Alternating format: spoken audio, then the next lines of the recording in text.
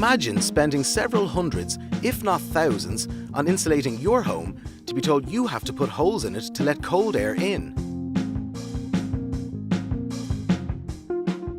Or imagine building a new home to new energy efficient standards, and again, the better it is, the more holes you are told to put in it.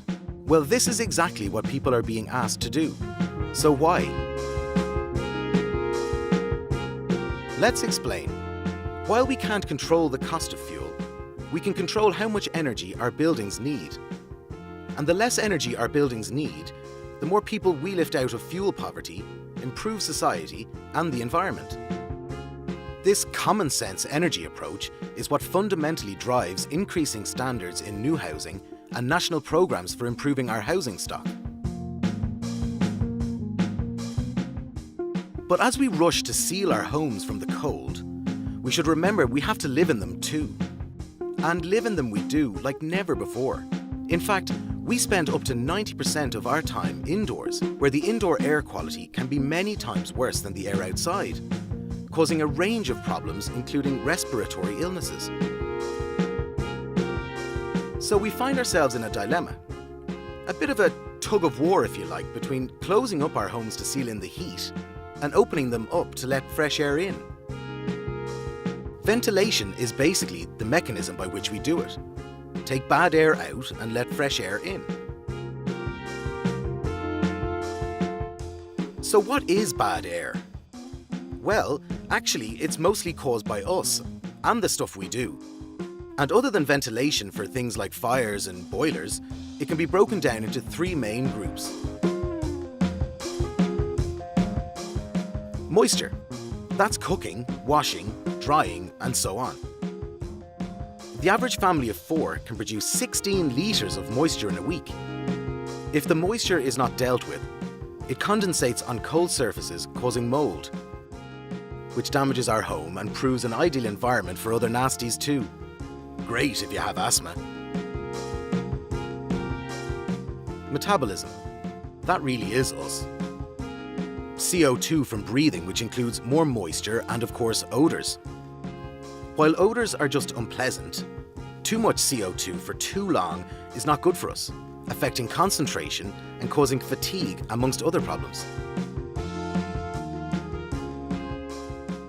VOCs.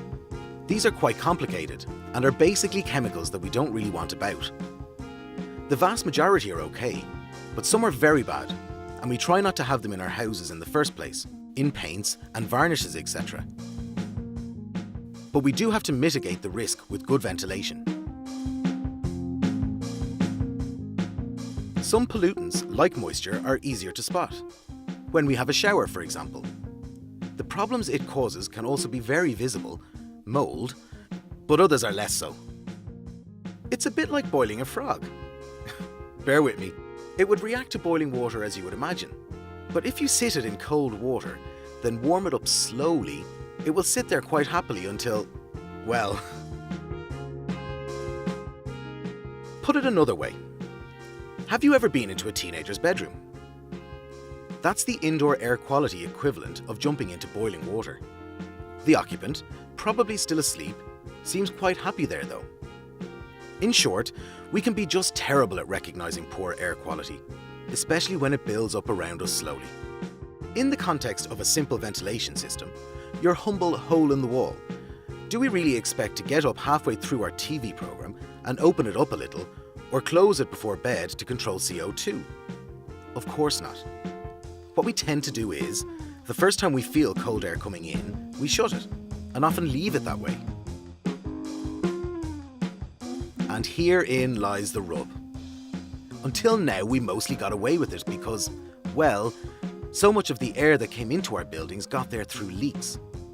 But as we build more airtight homes or seal up our old ones, we rely more and more on ventilation. So when we close a vent, or switch a fan off because it's noisy, how else will the air get in? Are we slowly turning ourselves into frogs? To ignore or not integrate proper ventilation systems into our homes is simply leaving ourselves open to risks that shouldn't be acceptable. Although a hole in the wall has its limits, there are now many better alternatives. Proper, well-thought-out ventilation secures good indoor air quality and provides a comfortable and energy-efficient environment for us all to enjoy our homes.